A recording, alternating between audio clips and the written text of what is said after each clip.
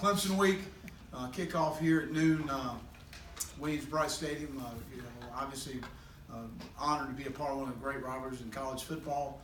Very important to our state and important to the University of South Carolina.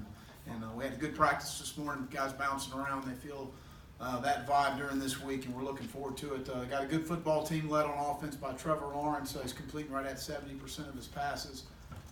You know, a guy that can obviously hurt you with his legs. He's a really good athlete. They use some of the zone read and some of the design quarterback runs, but elite arm talent, can make all the throws. Just really impressed watching him, and a really competitive guy. When you turn the tape on, at running back, Travis Etienne is an outstanding player, a guy that's got really good vision and sees a hole and hits things north and south, and has been very explosive. And then also as a receiver, but in the run game, and Lynn J. Dixon's done a nice job for him from Georgia. Very big, long, athletic group at wideout. T. Higgins and Overton and Ross, Frank Ladson and Nagata are all 6'3", 6'4", 200-plus guys that do a great job of attacking the ball down the field. Amari Rogers is not as big, but is a stature-wise a muscle guy in the slot and does a nice job for them.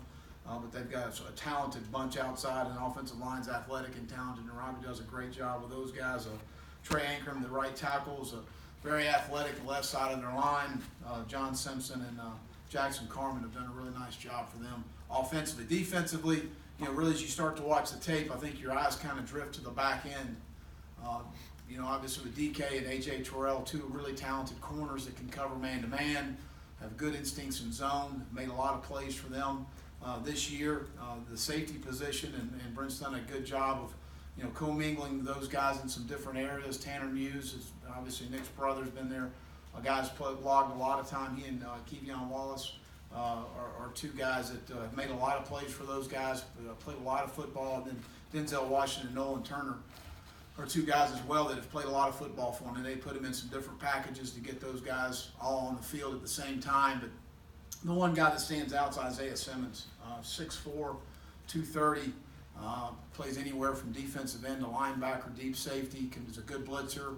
He's got really good instincts off the ball, can play man-to-man, but he is a vast skill set and a long-rangey guy that gets his hand on a lot of balls. And he's a ball hawk type of guy, but a really good football player. Then they rotate and play a lot of guys up front, and obviously losing the front they had last year, and they've done a nice job there. Injury-wise, going in the game, Brian Edwards is questionable. He did a little bit today.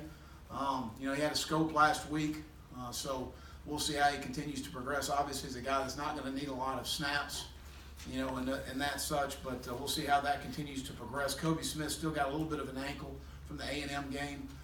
Didn't do a lot today. We're going to see what he can do tomorrow, and other than that, we should be good to go for the game, and I'll open up for any questions. Raise your hand to get a microphone to you, David. Well, how are Feaster, Denson, or Trey, some of the guys missed A&M? All practice today. All good to go. Go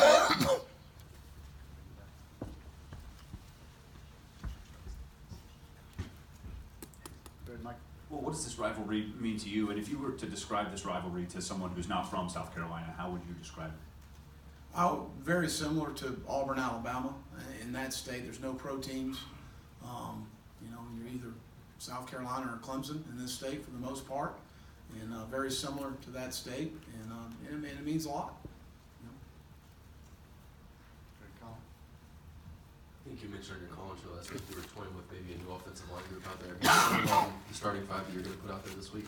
Colin, not as right at this time, but Ja'Kai Moore's a guy we've been really impressed with at right tackle, and moving Dylan to left tackle, and then Sedarius to left guard. But still, having Jordan Rhodes at left guard, Sedarius at left tackle, and Dylan at right tackle as well. So we'll go with one of those groups and probably play both of those combinations in the game. Mm-hmm.